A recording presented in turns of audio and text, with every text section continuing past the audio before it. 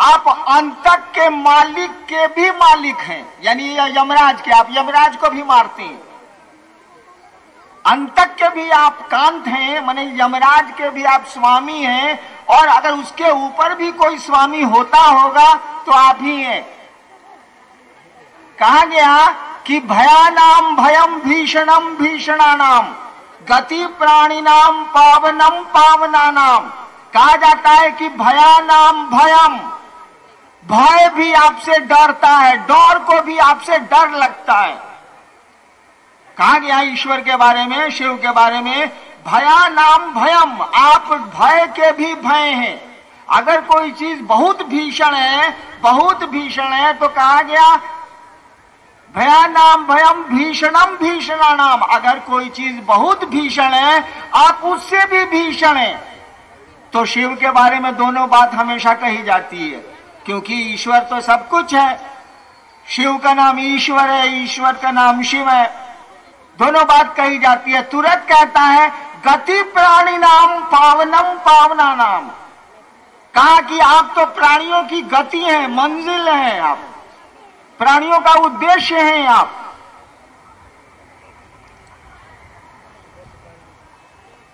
यानी महेश्वर शब्द का अर्थ होता है कंट्रोलर, नियंत्रक, महानियंत्रक, और कोई अर्थ नहीं। भगवती और दुर्गा में क्या अंतर है, इसको समझने के लिए पहले समझना होगा कि शिव क्या है। उसके पहले यह समझना होगा कि ईश्वर की परिकल्पना जो है वो क्या है, तब उनकी शक्तियों की व्याख्या हो सकेगी। इसीलिए कभी और रखिए, इतनी भीड़ को घर भी जाना है।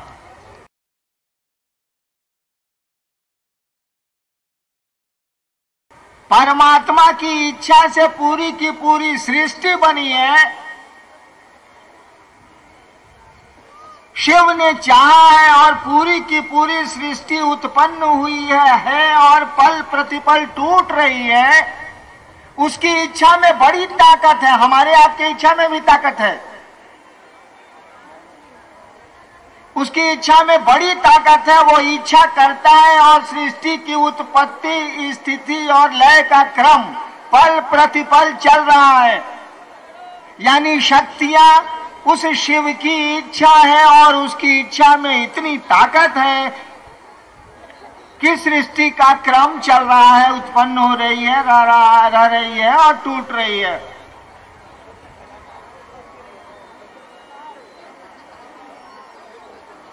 यह कहा ही जाता है कि यह शक्ति उस शिव की इच्छा है। बड़ा छोटा तो खुद समझ लीजिए, जो शिव की इच्छा है तो शिव ही उसके नियंता होंगे ना, दूसरा कोई कैसे हो सकता है, ईश्वर ही होगा ना। आगे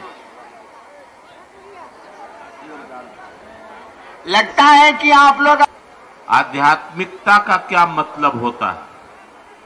एक सवाल आया है कि आध्यात्म का क्या मतलब होता है, आध्यात्मिकता का क्या मतलब होता है। सुन लीजिए इस सवाल को, घर को चले जाइएगा।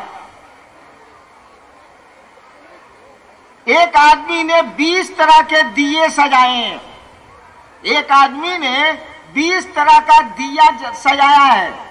एक सोने का है, एक चांदी का है, एक तांबे का है, एक कांसा का है, एक मिट्टी का है, एक तरह तरह के धातुओं का बना हुआ, एक नीलम का है, एक पुखराज का है, एक हीरे का है। एक आदमी ने तरह तरह के दिए सजाए हैं, भिन्न भिन्न पत्थरों, मिट्टी और धातु के, और एक बार उसने सभी दियों को जला दिया है।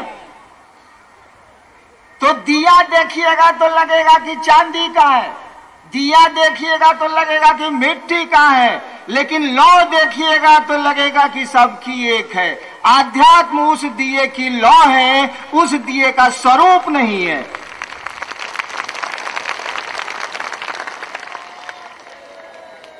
समझ रहे हैं ना? आध्यात्म क्या है? भिन्न भिन्न आदमी नजर आ रहे हैं, लाखों करोड़ों, दुनिया की आबादी 6.5 अरब है। 6.5 अरब भिन्न भिन्न लोग नजर आ रहे हैं, किसी के अंगूठे का निशान नहीं मिलता है एक दूसरे से। कहा कि इसके भीतर जो ज्योति जल रही है, इसके भीतर जो ऊर्जा काम कर रही है, इसके भीतर जो प्राण काम कर रहा है, अरे उस पे नजर डालो, वो सब में एक ही है। दिए का धातु अलग हो सकता है, दिए का स्वरूप अलग हो सकता है, रंगीन और मटमैला हो सकता है, दिए में जलने वाली लौ तो एक ही है। कहा यही आध्यात्म है और कुछ नहीं।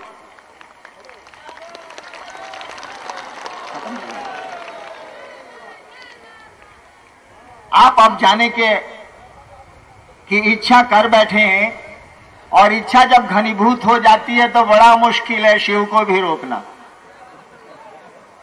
देखिए, एक बात मैं आपसे कहना चाहता हूं, सुनिए। ऐसी हड़बड़ी कुछ नहीं है। मैं 14 साल तक रात के 11 बजे स्मशान में जाता था और सुबह 3 बजे लौटता था, और ऐसा भी नहीं था कि मेरे घर में गाड़ी नहीं थी, पैसे नहीं थे और व्यवस्था नहीं थी। 11 बजे रात में मैं डेरे से निकलता था, एक एसडीओ का बेटा था मैं, और निकलता कैसे था? चुपचाप बाथरूम से निकलता था और छिटकिनी को गिरा के रखता था, बाहर से दरवाजा खींच लेता था, छिटकिनी सीमेंट में गिर जाती थी, रूम बंद हो जाता था।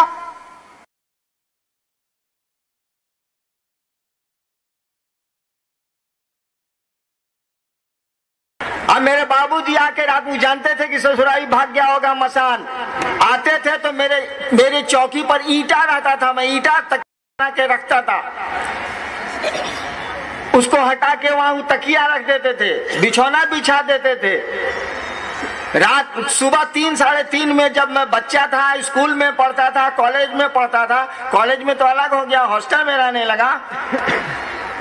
जब स्कूल में पढ़ता था और छोटा था तो 11 बजे रात में चुपचाप उस जान लीजिए स्मशान में टॉर्च नहीं ले जा सकते, वहां कंबल लेके नहीं जा सकते, मिट्टी पर बैठिएगा तो मिट्टी के भीतर से कीड़वा काटेगा साला।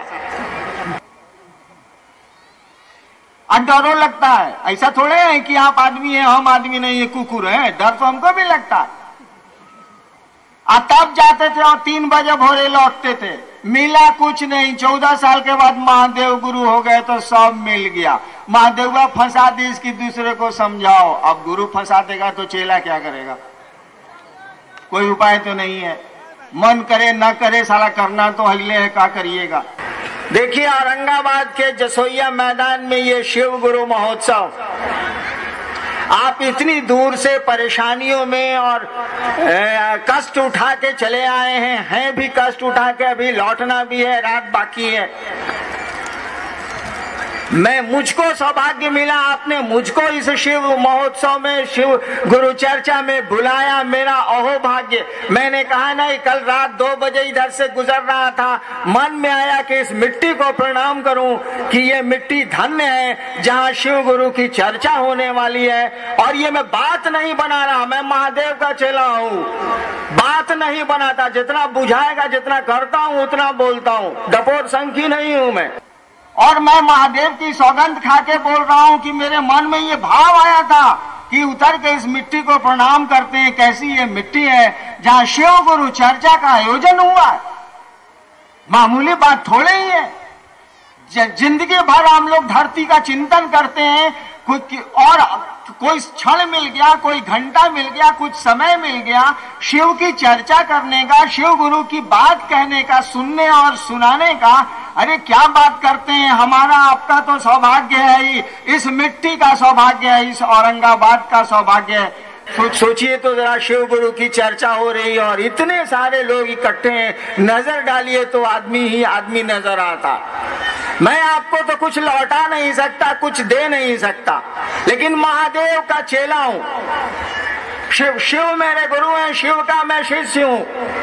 जहां तक लोग दिख रहे हैं और मेरी आवाज जा रही है, उन सारे लोगों के सुखमय शिवमय जीवन की मैं कामना करता हूं। उनका जीवन सुखमय हो, शिवमय हो। और महादेव का चेला हूं तो जब तक चेला हूं कुछ परवा तो बोल ही नु बाहो। अरे जबले हम दरोगा बानी, हटा दिहन तो हटा दिहन, जले बानी वो दिन तक तो हुक्बे नु करे।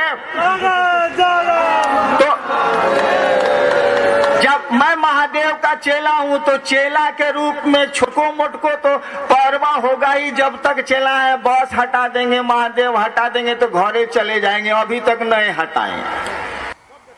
तो शिव के शिष्य के रूप में अनाधिकार आपको ये आशीर्वाद देता हूं कि आप शिव के सचमुच शिष्य होइए। आपकी बोली में इतना आकर्षण हो, इतना प्रभाव हो कि संसार का एक एक आदमी उस शिव से सचमुच में जुड़ जाए शिष्य के रूप में।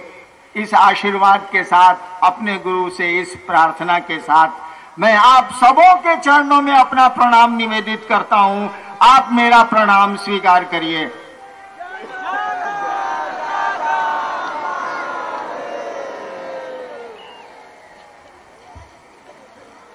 कभी मंच पर बैठिएगा तो मालूम होगा कि उद्घोषक कितना खराब चीज है। आप बैठिए आप लोग भाई, मैंने आपको प्रणाम किया, पुलिंदा थमा दिया कि घोषणा करिए। बताइए तो 10 दिन लगेगा घोषणा करने में। मैं शिव का शिष्य हरिंद्रानंद, जिन लोगों ने शिव को गुरु मानने के लिए अपना नाम मंच पे भेजा है अथवा नहीं भेजा है लेकिन सोचा है कि शिव को वो अब गुरु अपना बनाएंगे, मानेंगे, उन सारे माँ बहनों भाई बच्चों सबका नाम मैं अंतरिक्ष में प्रेषित करता हूँ और अंतरिक्ष से यह अनुरोध करता हूँ, अंतरिक्ष को यह सूचना देता हूँ कि शिव को गुरु मानने वालों की सूची में इन सबों का नाम वो दर्ज करे।